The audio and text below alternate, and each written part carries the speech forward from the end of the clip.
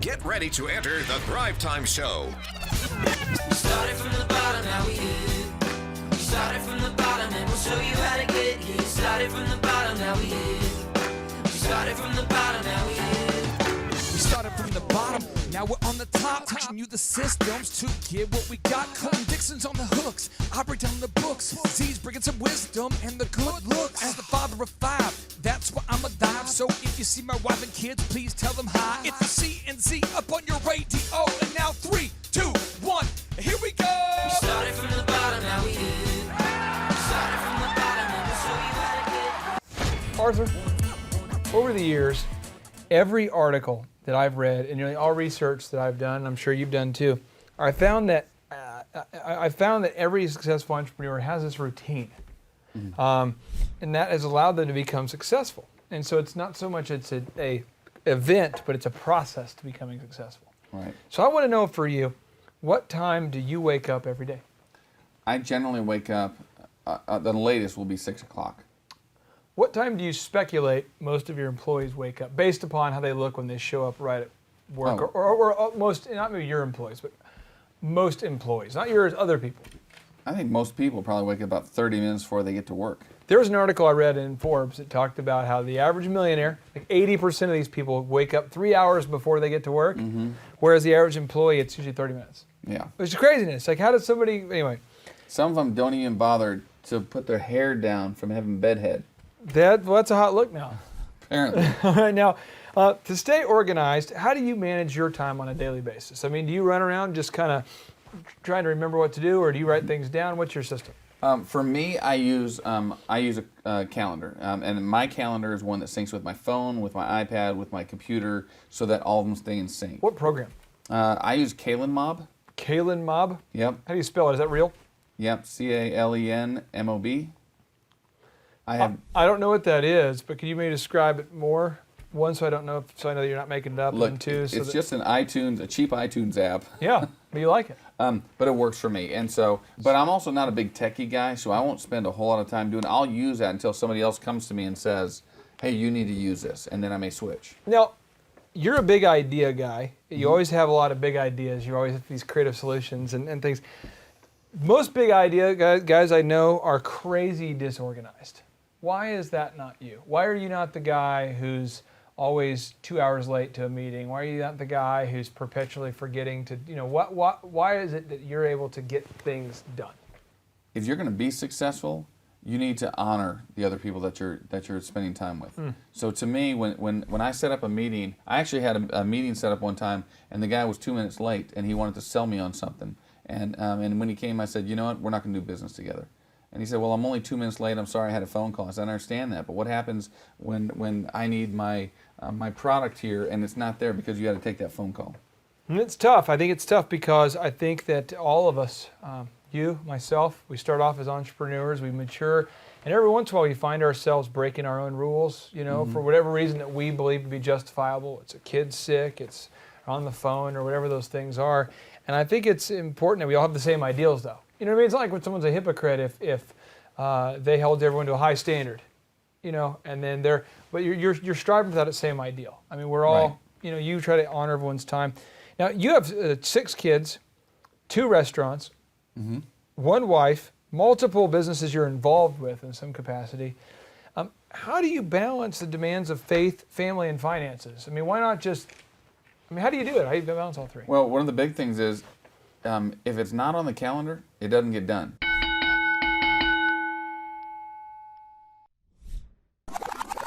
If it's not on the calendar, it doesn't get done. Ooh. That's the reality of it. Schedule it. What doesn't get scheduled doesn't get done? Is that absolutely right? Okay. My wife, her calendar syncs with mine. It takes like 2 minutes for my calendar to load because my wife has every kid's schedule on the calendar. Boom. And so when I look app. at it, yeah. And so of course I have to focus on my color, which being as erratic as I am sometimes, I'm like, okay, which color is mine? You and your wife share a color calendar? Yes, she creates it. I'm the spastic one, and she's kind of a little more organized. Yeah. But yet when it comes to business, you don't succeed if you're not organized to some degree. I think that's huge. So you are scheduling out your day. You're not just running around. No. Okay. No. How do you have like a life mantra that you try to live by? I do. Well, my life mantra is really improvise, adapt, overcome, and I believe that came from the military. But that's kind of how I live. If something's not going to work, there's always a way to improvise and adapt and overcome that situation. That's amazing that you say that, because I think those are huge skills that every entrepreneur has to have. Did you learn those as a result of growing up poor? Did you learn those recently? Did you learn those? I think a lot of it I learned even when I was young, is that if I wanted something to happen, I had to figure out a way to make it happen because it wasn't there for me. We have got a guy who works here, and he's working really hard. And I told him the other day, I was like, hey, the only thing that's easy, because he's in college, and there's to get things done here, you've got to be resourceful. You just have to be. Yeah. And he was having a hard time getting a few things done. And I was like, hey man, the only thing easy for you is college tests. College tests, I mean, you study for them. They're pretty predictable questions. But in business, I mean, things don't work. Suppliers don't deliver. Weather's not always good. People get sick. People get tired. People show up late to work, and customers quit coming. New customers start coming. And there's so many variables. And I really do think this whole, you said it's adapt. Improvise, adapt, overcome. Love it. Now, the late great success author Napoleon Hill, he said success is a choice. Napoleon Hill said that success is a choice. We're talking about the guy who studied the world's wealthiest man, Andrew Carnegie, probably the top self-help author of all time. He says success is a choice. A lot of people I know say, no, it's not. It's not a choice. You can't choose. Is it a choice? It is absolutely a choice. What do you mean? I mean, how has it been a choice for you? Everything about success is a choice. When you get the choice on if you're going to get up early to get the job done. You get the choice on if you're going to stay up all night long to get it done. You have the choice on if things aren't prepared for your meeting in the morning, are you going to go see that movie, or are you going to sit down and watch that reality show? There's a phrase out there that I love, is that the average millionaire does not know who got voted off the island. Yeah. And I love that. And so, but that's the truth. Now here's one thing I think that's tough, because when you say success is a choice, I have found that failure is a prerequisite to success. And I agree with that as well. Because even with Thrive here, we have a spreadsheet we made of all the different venture capitalists. I think we've made over 400 attempts to talk to people. And then my favorite guy, the guy that I've been like, dear Lord, I really have prayed this, please allow David Robinson to join our team. Because he's so awesome, high integrity, great guy on and off the court. And he's the guy who joins our team. I've been talking to different venture capital firms, and the one guy I'd like to have on our team, Sean Copeland, is on our team. And to me, it's just been neat to see that, but hundreds of rejections. Absolutely. And I know when you were at Chick-fil-A, the scene was you're at a mall. The mall's called Eastland Mall. Yep. And to set the scene, it's basically a vacant mall. Pretty much. And you were in the food court of a vacant mall where they're installing a library because the traffic is so slow. Yep.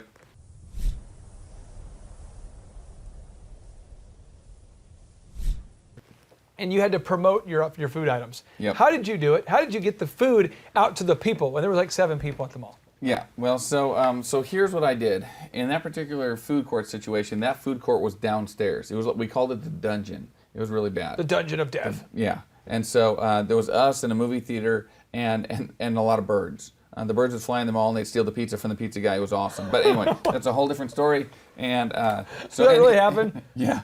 Okay. Yeah, I would look over at the pizza place, and the crows would be grabbing an entire pizza and just trying to fly off with it. He's come chasing him with a knife. It was a scene out of a movie, I tell you. It was awesome. But he would. But I remember looking up at the people, going, "I need them down here." The people up top at the mall, second because level. they would be shopping upstairs, Okay. and they wouldn't come down. So I said, "Well, if I can't get them down here, I need to go up there to them." To them. And so what I started doing, well, then I had some other logistical issues, like the mall would not let us just go wander around and hand out food. So then I went to some of the stores there, and I got to be good friends with them. And I said, "Hey, can I give out food on your lease line?" And so I would take the food up there, and I would give away food on their lease line to those customers walking by. And they'd have a sample of Chick-fil-A, and they'd say, "You know what? I want Chick-fil-A." Well, we're downstairs. And so I was able to increase my traffic count from 7 a day to 10 a day. Okay, it wasn't really that bad, but we were able to increase our traffic count. What was the traffic total before you started doing that? What did you maybe get to? Do you remember roughly? Just so I get an idea. It was. There were days when we only had like 125 customers. Wow. You know, but by the time I left that store after a couple of years, I think on the lower end we were running 200, 250 customers. So you did some things. You chose to be successful. You just didn't wait down there in the food court on the empty level Yep. with the birds that are trying to steal a pizza. That's right. That's right. Just goes to show you can't just watch a bird steal a pizza on the second level of a empty mall. You got to get that's out right. there and sell your products and give samples on the lease line of other people. You got to put that like on a coffee mug. It's so concise and clean. But no, success is a choice. Now, in your mind, why aren't most people successful? If success is a choice, are people choosing to not be successful? Go. If you're going to choose success, you're going to have to do the uncomfortable things. You're going to have to get up early when it's not easy. People choose not to succeed because they're too comfortable in their lifestyle. So people are choosing to be unsuccessful. Absolutely. Well, okay. Thrive is for people who have decided to move beyond surviving, and I think they're a little bit fiery. They're honey badgers. They're going, I'm just going to do whatever I have to do to become successful, so I'm not going to be irritated when I hear this sort of message. But we are saying that people choose to be successful, but also some people are choosing to not be successful through their actions. Correct. Maybe not their mind, what they're thinking, but what they're doing. Absolutely. In your own life, how have you chosen to become successful? Well, for me, it was really the mentality. I wanted to thrive, basically. As I wanted to be successful, I wanted to be able to provide for my family. And so I would, the first thing is I started aligning myself with people who had that in their life. And then, of course, I would do the things that others would not do to get to that point, like getting up early, staying at work late, adding that extra second mile service, being that, sometimes it's about being that friend that other people may not be. I've noticed at your Chick-fil-A that you clean your bathrooms about every 15 minutes. That's probably right during the busy times, yes. I know businesses that have gone months.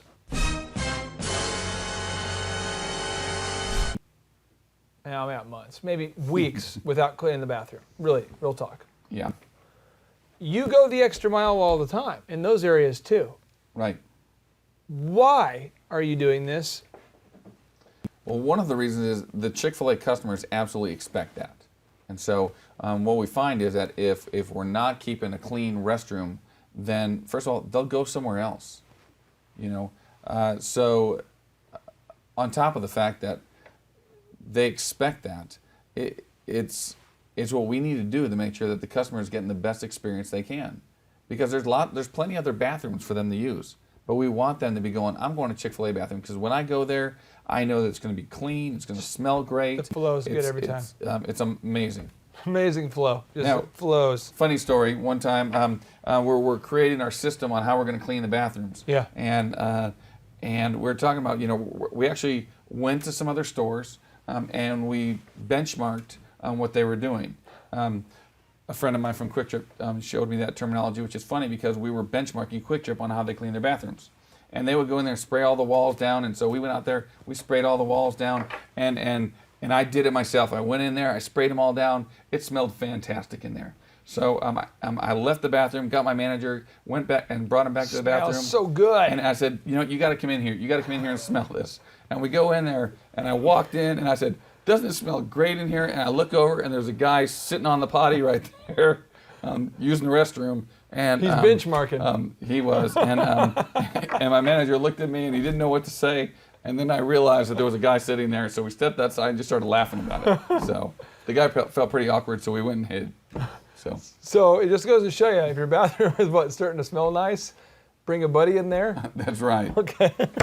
Now, for all the aspiring entrepreneurs and current entrepreneurs out there, what are 3 things in your mind that everyone needs to do if they want to become successful? Again, if I'm an entrepreneur watching this, right. What are 3 things that I can do to choose to become successful? 3 of them. 3 things. 1, you need to get a mentor, someone that's going to give you wisdom into your life. The other is be ready to do the things that others won't do. Okay. And I think the third thing is be ready for everything to fall apart. Because as an entrepreneur, not everything works out perfectly. You just have to be ready for it. Gosh, I was talking to my wife today, and I was trying to hit on her, and then she's trying to ask me questions, and I'm just trying to hit on her, and she's asking me, she's like, well, how's production going? I was explaining to her all the great things that are happening, but at the same time, like, I don't understand why I can't get the electricity to work here, where we can't turn on the whole mothership without something crashing. Like, what is the deal? And it just seems like that's you have to have that, though. Otherwise, it would just be it'd be too awesome. Absolutely. And you almost have to have that adversity. I mean, it's funny. You know what I mean? So, I guess my heaven is if we could recreate the Thrive set here, but the electricity would work consistently. That's really what I'm looking for. But that's a true entrepreneurial spirit, because it's probably not going to happen, so you got to work around it. And in recap, your mantra, I want to repeat that one more time, was improvise, adapt, and overcome. Overcome. Awesome. Hey, thank you for your time. My pleasure. Terry Powell. Hey, How Clay. are you? I'm great. How you doing, buddy? I'm doing well. I've had this North Carolina is beautiful. I've never been to Charlotte before, and I'm just amazed by all the trees downtown here. It's It nice. is gorgeous. It's It is a absolutely nice great. area. Well, today though we are talking about creating an asset through franchising, and this idea is a little bit interesting for a lot of people, because when you think about creating an asset, very few people stop and take a time out and think about their current job and whether they're creating an asset at this current job, whether they're creating something that has value later. But before we deep dive into that, I want to give people just a little bit of a context as to how many years you've spent in this industry and a little bit about what you do today. Can you tell us how many years you've been involved in franchising and what exactly you do today? Yeah, I've been in franchising for a little over 30 years. And the primary concept that we've worked in that 30 years is a company called the Entrepreneur Source, which is a network of franchise coaches that work with people seeking to discover whether franchise ownership might be a viable solution to building an asset base for themselves. Now, you've seen a lot of people go from like rags to riches, or somebody who started a very, with a very, they put everything they had into starting a franchise or buying a franchise. And you've seen a lot of these people become millionaires. I mean, you've seen it firsthand. Yeah.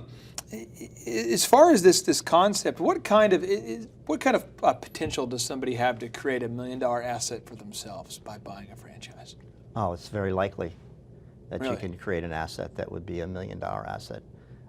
Considering that 52% of all franchise units are owned by multi-unit operators, the potential for going extremely beyond that $1 million asset is quite high. What kind of revenue does somebody have to do on an annual basis to generate $1 million valued business? What do they have to do? Depends on the industry they're in and how those industries are valued from a resale standpoint. Okay.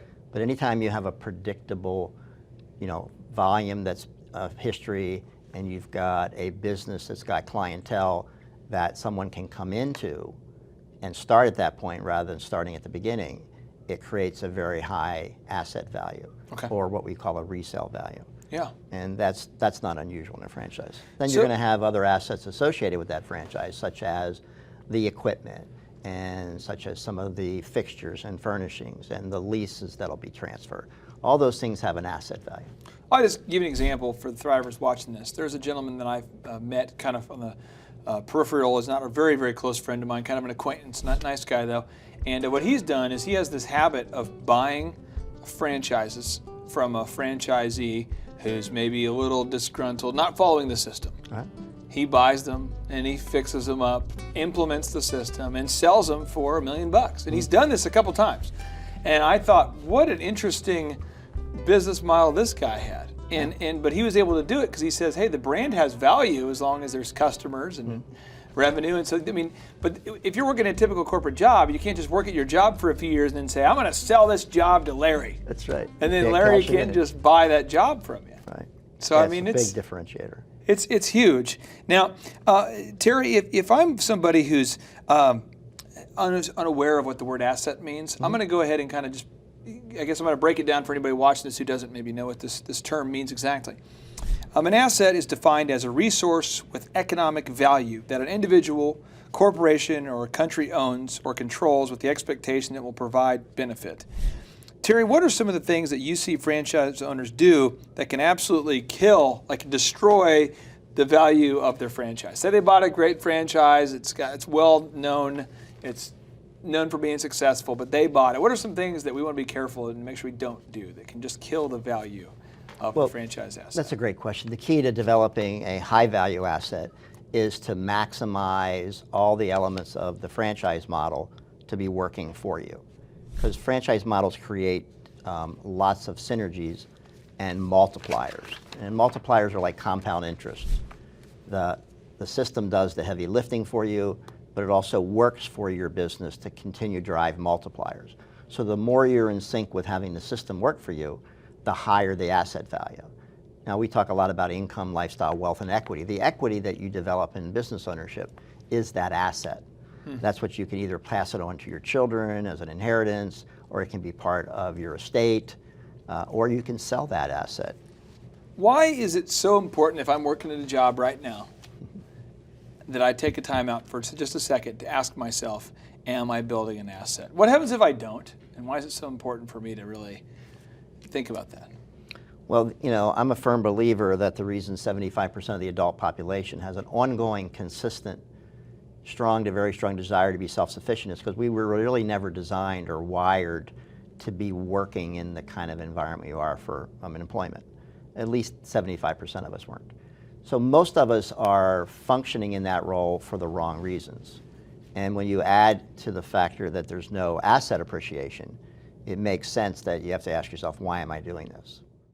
So if you're working in a job right now and you don't own the job, or you're not an investor in the job, or you have no upside if the job's done well, we're just asking you to take a moment to think about it and think about whether you're truly on the path to creating an asset and something of wealth for yourself, as opposed to just working at the job.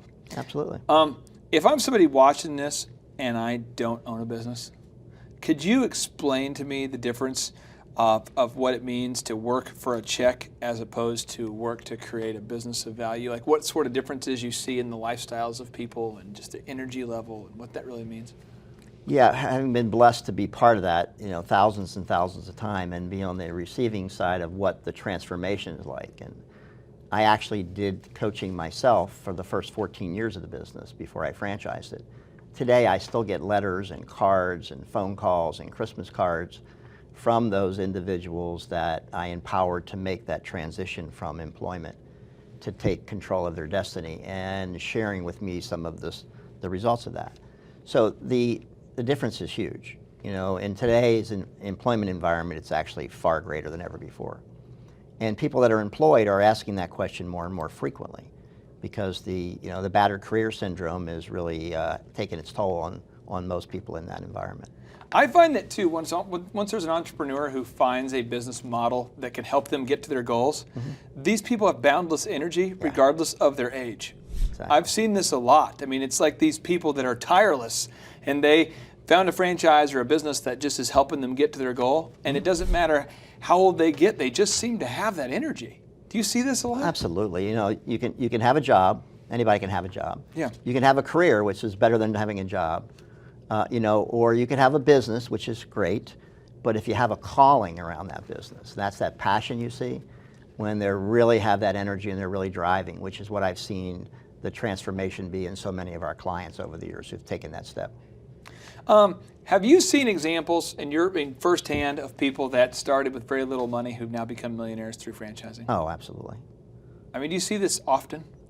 Yeah, actually, interestingly, 23% of all of our clients actually end up 23% of our clients end up purchasing multiple units right out of the gate instead of starting with one. Really? And the history of franchising, as far as millionaires and beyond, those who do multiple units or area development types of agreements are more likely to grow to that million and multi-million-dollar asset value in a shorter period of time. The book, The Millionaire Next Door, which I reference often, but it's so great because it's a study on how people get wealthy. And what it shows in that book, and there's a lot of statistics, but it's well over half. It's like, and in the book it's got some very specific data, but just as a general concept, it doesn't really matter what research you look at, about 3/4 of the millionaires across our country are self-employed in some capacity. And I think it's important that we know that you really give yourself a lot better chance to move up that ladder when you're in control of your own destiny. So that's absolutely huge. Terry, I have to ask this final question here for you. Why are you so passionate about helping people create an asset through the model of franchising? What is it? I mean, 30 years you've been helping people. Why are you so passionate about helping people create an asset? Well, there's a number of reasons. First, lots of people go into business for the wrong reasons, and they shift from working for what they refer to as their idiot boss to working for themselves, who becomes the idiot. Okay. And makes those kinds of mistakes and basically ends up buying themselves a job, become a technician. And I've had this passion for a long time to allow people to see that the business is really a vehicle to accomplish it. They talk about their dream. The dream isn't the business model. Yeah. It's not about finding the dream business. The dream is what you're going to do as a byproduct of having that vehicle that accomplishes income, lifestyle, wealth, and equity. I know I was guilty of that at one point. I remember I was so excited to own a business. Yeah. I was almost like that itself was the promised land. Yeah. But then when you realize if that's the promised land, you maybe didn't have a big dream there. But the goal is to own a business that can help you get to your life goals, to help you achieve those goals. Yeah. So you can have a dream lifestyle, income, wealth, and equity, and use that business the right way. And so many people make mistakes about choosing a business around their perception or around their background or experience, and they hold themselves back. You know, we've used the analogy before of, doing the same thing over and over, but expecting the results to be different. Why would you go into a business and invest and not change things that allows the results to be different? For somebody who's been trapped in working for dollars, working, exchanging time for money, rat race for years and years and years, this concept of even having a business asset that allows them to live an ideal lifestyle is probably foreign. Can you maybe just describe just briefly what you mean by lifestyle? What does that mean to have a business that allows you to live that lifestyle? What are you even referencing? Well, in any business cycle, income is the first thing you'll be able to achieve, and that comes pretty quickly in a franchise.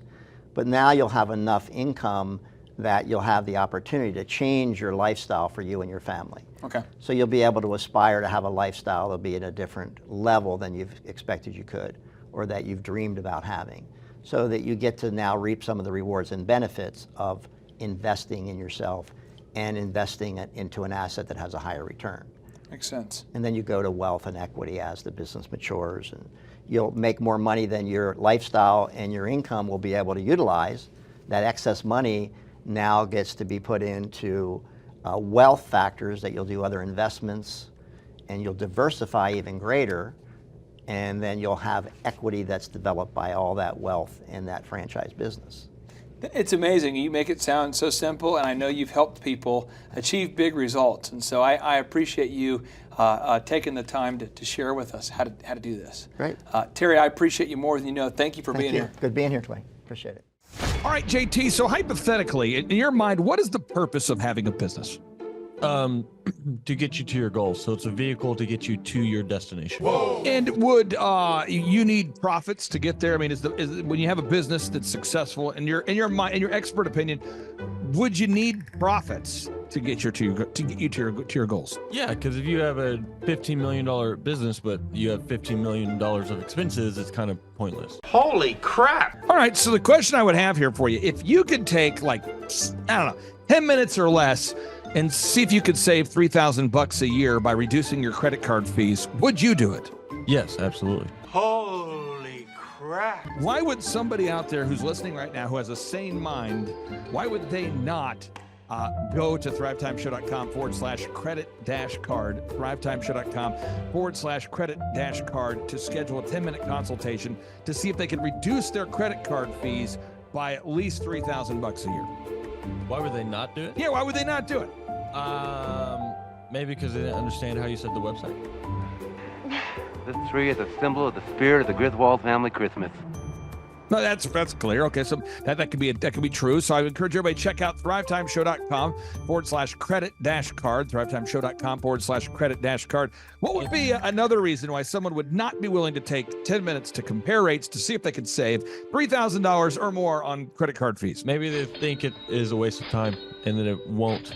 It's not possible. There's somebody out there that's making more than $3,000 every 10 minutes, and they're like, nah, that's not worth my time. We getting there, right money. We getting there, right money. There's probably someone out there Okay. that would think that. Well, I'll just tell you, folks, if you're out there today and you're making less than $3,000 per 10 minutes, I would highly recommend that you go to thrivetimeshow.com/credit-card because you can compare rates, you can save money. And, you know, the big goal, in my opinion, of building a business is to create time freedom and financial freedom. And in order to do that, you have to maximize your profits. Holy crap. Now, one way to maximize your profits is to increase your revenue. Another way to do it is to decrease your expenses. It's a profit deal. Takes the pressure off. JT, is there any other reason why somebody would not be willing to take 10 minutes to compare rates to see if they could save a total of $3,000 a year on average? I am at a loss and I cannot think of any other. Shampoo is better. I go on first and clean the hair. Conditioner is better. I leave the hair silky and smooth. Oh, really, fool? Really? Stop looking at me, Swan. Well, let me tell you a good story here real quick here. I actually, years ago, compared rates with this company here called IPS. It's Integrated Payment Services. And I scheduled a consultation. I don't know that I was skeptical. I just thought, whatever, I'll take 10 minutes. I'll compare rates. I can't tell. You can tell me I'm a doctor. No, I mean, I'm just not sure. Or can't you take a guess? Well, not for another 2 hours. You can't take a guess for another 2 hours? And in my particular case, I save over $20,000 a year. Holy crap. Wow. Which is, like groceries when my wife goes to the organic stores. Find everything you need today? Yeah. Great. Okay.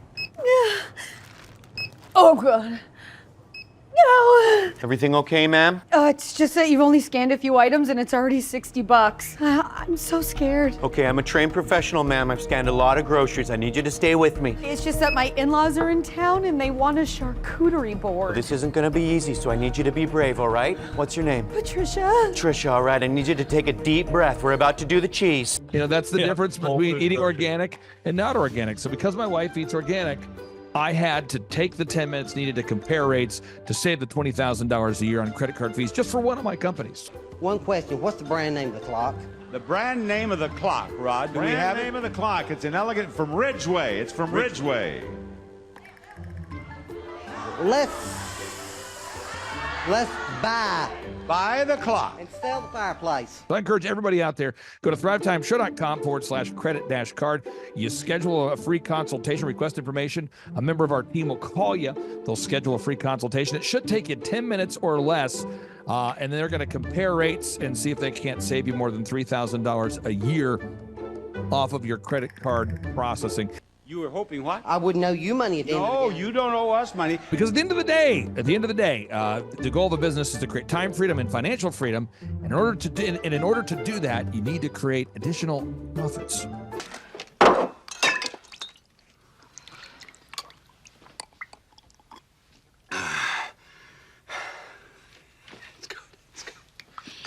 The number of new customers that we've had is up 411% over last year. We are Jared and Jennifer Johnson. We own Platinum Pest and Lawn and are located in Owasso, Oklahoma. And we have been working with Thrive for business coaching for almost a year now. Yeah. So what we want to do is we want to share some wins with you guys that we've had by working with Thrive. First of all, we're on the top page of Google now. Okay. I just want to let you know what type of accomplishment this is. Our competition, Orkin, Terminex, they're both $1.3 billion companies. They both have 2,000 to 3,000 pages of content attached to their website. So to basically go from virtually non-existent on Google to up on the top page is really saying something. but that's come by being diligent to the systems that Thrive has, by being consistent and diligent on doing podcasts and staying on top of those podcasts to really help with getting up on with their listening and our ranking there with Google. And also, we've been trying to get Google reviews, asking our customers for reviews. And now we're the highest rated and most reviewed pest and lawn company in the Tulsa area. And that's really helped with our conversion rate. And the number of new customers that we've had is up 411% over last year. Wait, say that again. How much are we up? 411%. Okay, so 411% we're up with our new customers. Amazing. Right. So not only do we have more customers calling in, we're able to close those deals at a much higher rate than we were before. Right now, our closing rate is about 85%, and that's largely due to, first of all, like our Google reviews that we've gotten people really see that our customers are happy, but also we have a script that we follow. And so when customers call in, they get all the information that they need. That script has been refined time and time again. It wasn't a one and done deal. It was a system that we followed with Thrive in the refining process, and that has obviously the 411% shows that system works. Yeah. So here's a big one for you. So last week alone, our booking percentage was 91%. We actually booked more deals, more new customers last year than we did the first 5 months. Or I'm sorry, we booked more deals last week than we did the first 5 months of last year from before we worked with Thrive. So again, we booked more deals last week than the first 5 months of last year. And it's incredible. But the reason why we have that success is by implementing the systems that Thrive has taught us and helped us out with. Some of those systems that we've implemented are group interviews. That way we've really been able to come up with a really great team. We've created and implemented checklists. That way everything gets done and it gets done right. It creates accountability. We're able to make sure that everything gets done properly, both out in the field and also in our office. And also doing the podcast, like Jared had mentioned, that has really, really contributed to our success. But that, like I said, the diligence and consistency in doing those and that system has really, really been a big blessing in our lives. And also, it's really shown that we've gotten the success from following those systems. Yeah. So before working with Thrive, we were basically stuck. Really no new growth with our business. And we were in a rut, and we didn't know. The last 3 years, our customer base had pretty much stayed the same. We weren't shrinking, but we weren't really growing either. Yeah, and so we didn't really know where to go, what to do, how to get out of this rut that we're in. But Thrive helped us with that. They implemented those systems. They taught us those systems. They taught us the knowledge that we needed in order to succeed. Now it's been a grind. Absolutely, it's been a grind this last year. But we're getting those fruits from that hard work and the diligent effort that we're able to put into it.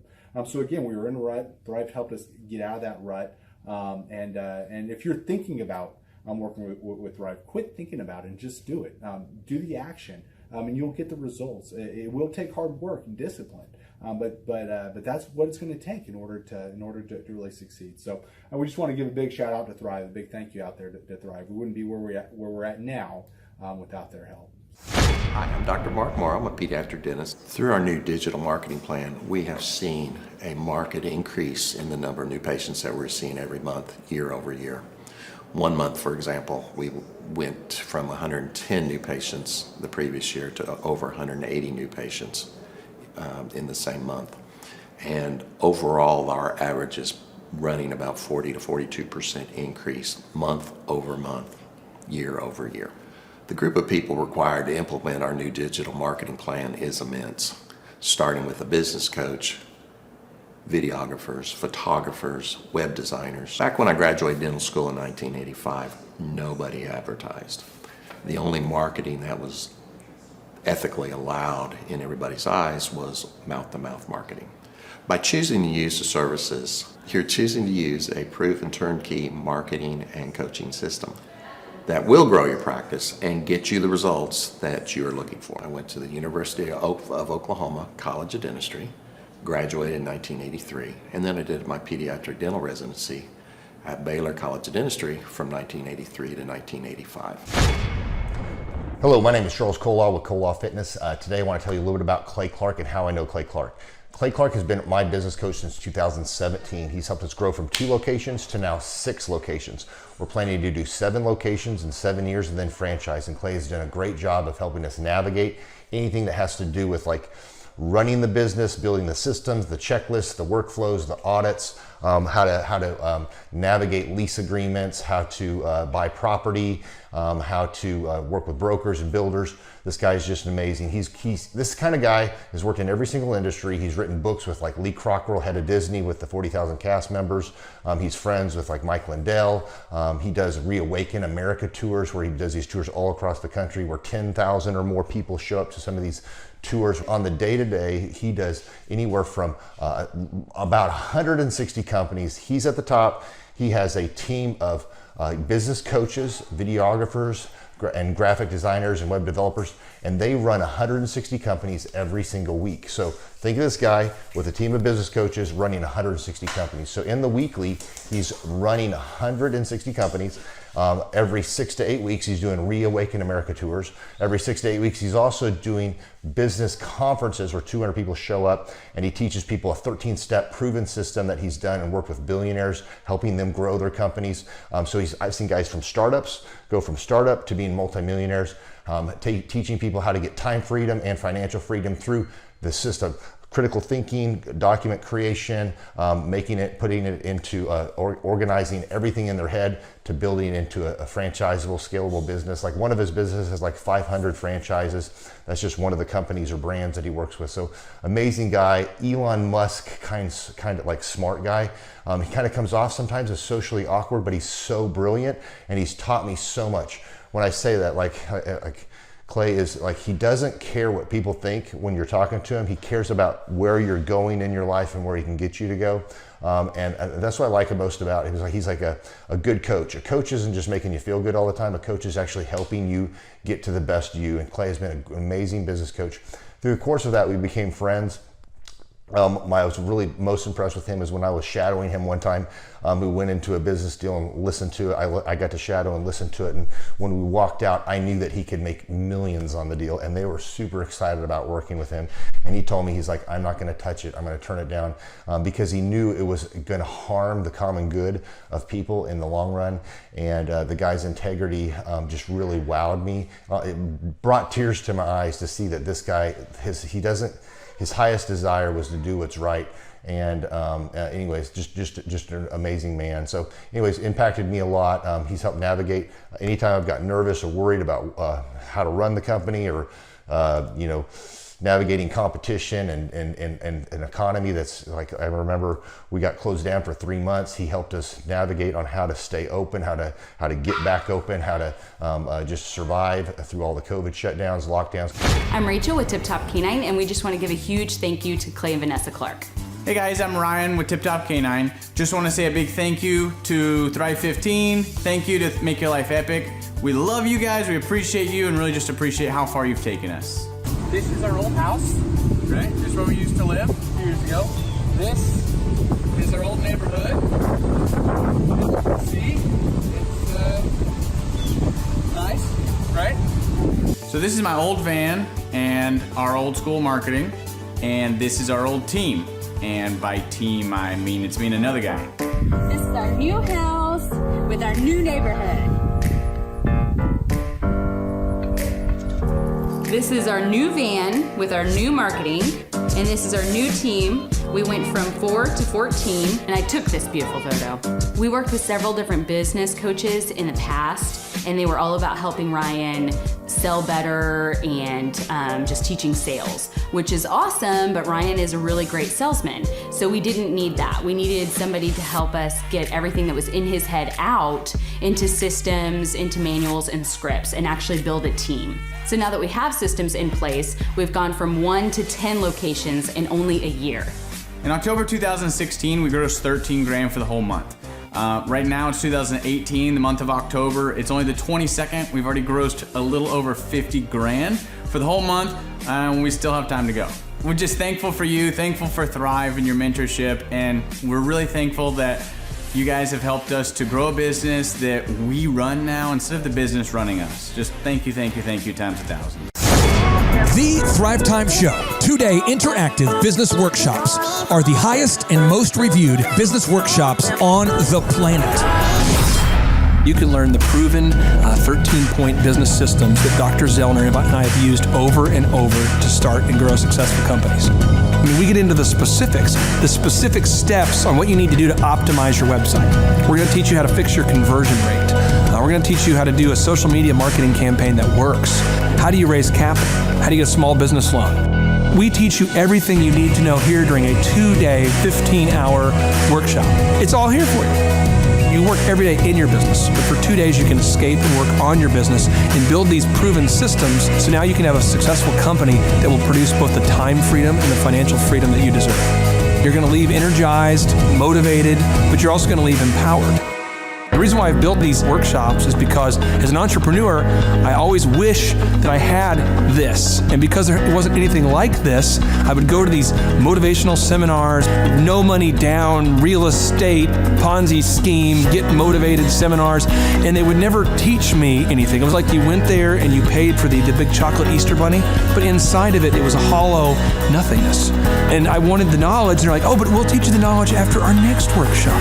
And the great thing is we have nothing to upsell. At every workshop, we teach you what you need to know. There's no one in the back of the room trying to sell you some next big get-rich-quick, walk-on-hot coals product. It's literally, we teach you the brass tacks, the specific stuff that you need to know to learn how to start and grow a business. And I encourage you to not believe what I'm saying, and I want you to Google the Z66 auto auction. I want you to Google elephant in the room. Look at Robert Zellner and Associates. Look them up and say, are they successful because they're geniuses, or are they successful because they have a proven system? When you do that research, you will discover that the same systems that we use in our own business can be used in your business. Come to Tulsa, book a ticket, and I guarantee you it's going to be the best business workshop ever, and we'll even give you your money back if you don't love it. We've built this facility for you, and we're excited to see you. We go back 8 years ago. Think about the number of clients you had back then versus the number of clients you have now. As a percentage, what has been the growth over the past 8 years, do you think? We got to inspire somebody out there who just doesn't have the time to listen to their calls. Okay, so Clay, it's like I would go up and down from about $10,000 a month up to about $40,000, but it's up and down roller coaster.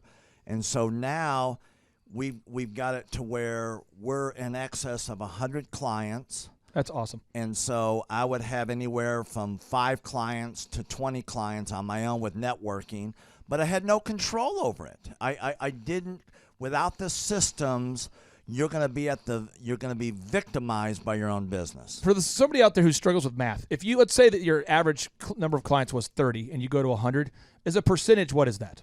I have doubled every year since working with you.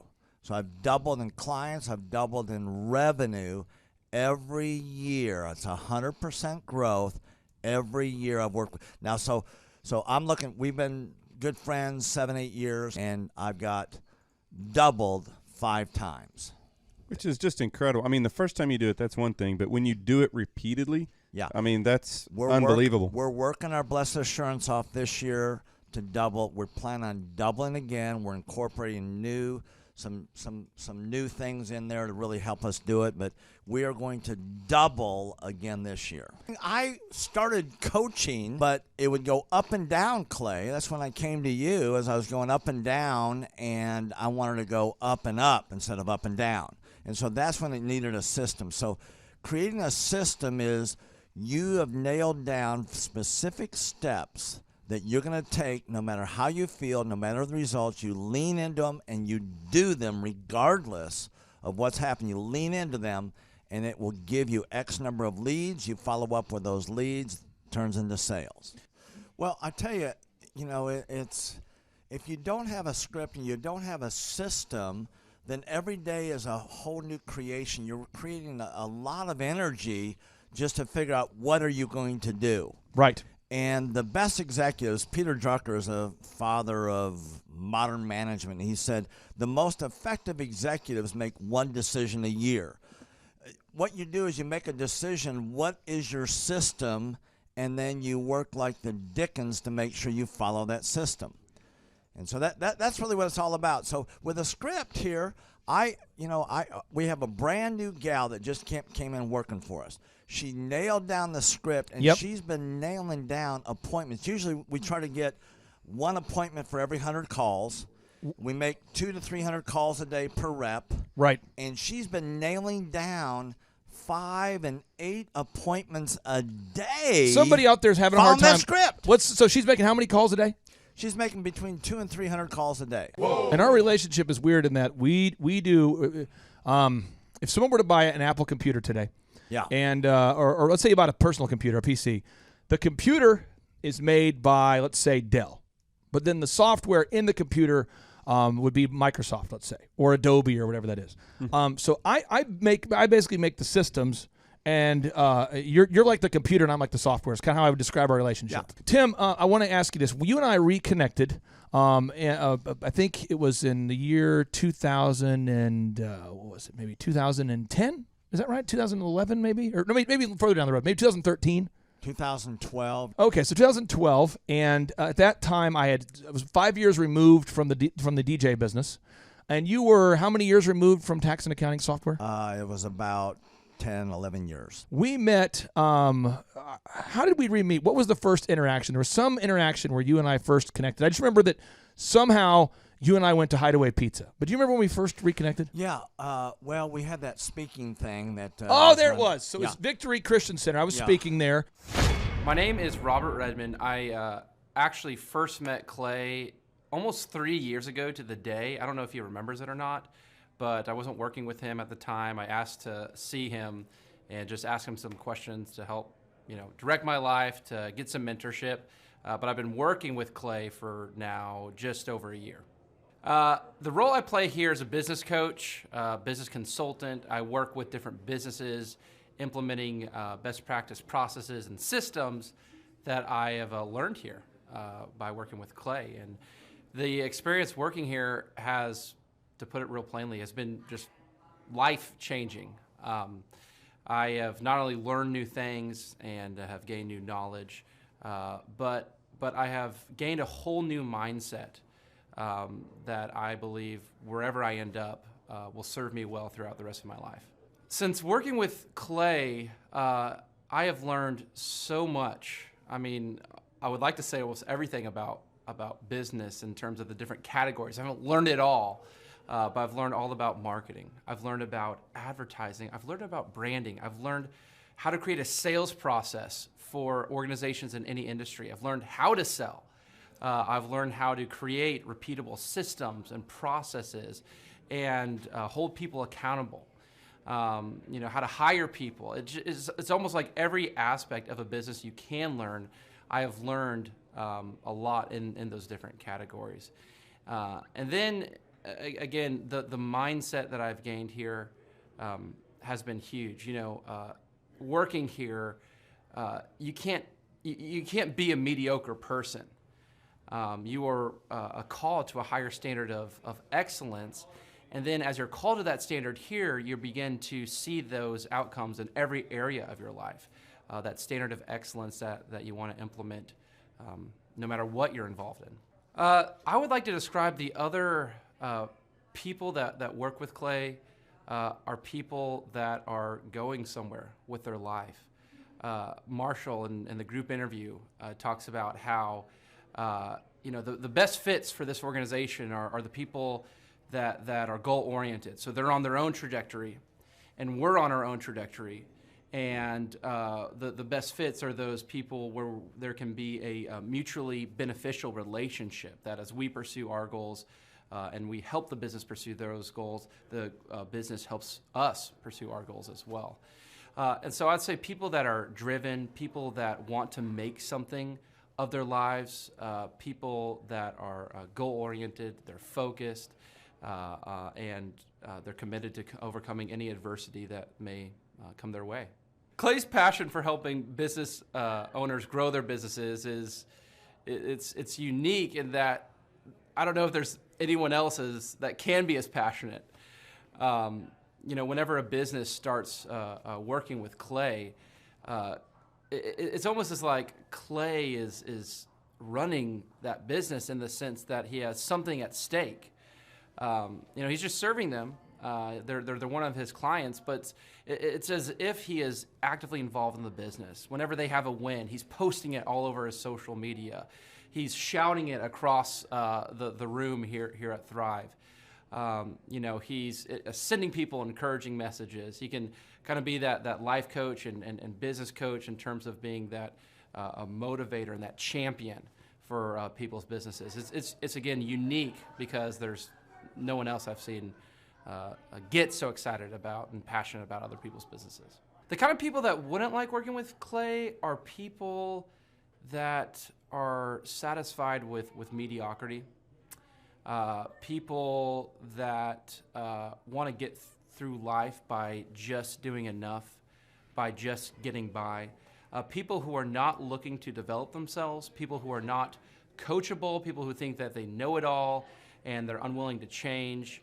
I would say those are the type of people. In short, anyone that's content with mediocrity would not like working with Clay. So if you're meeting Clay for the first time, the advice I'd give you is definitely come ready to take tons of notes. Every time Clay speaks, he it gives you a wealth of knowledge that you don't want to miss. I remember the first time that I met Clay, I literally carried a notebook with me all around. I was looking at this notebook the other day, actually. I carried a notebook with me all around, and I just took tons of notes. I filled the entire notebook in about 3 or 4 months, just from being around Clay, following him, and learning from him. And then I would say, come coachable. Be open to learning something new. Be open to challenging yourself. Be open to learning and adjusting parts about you that need to be adjusted.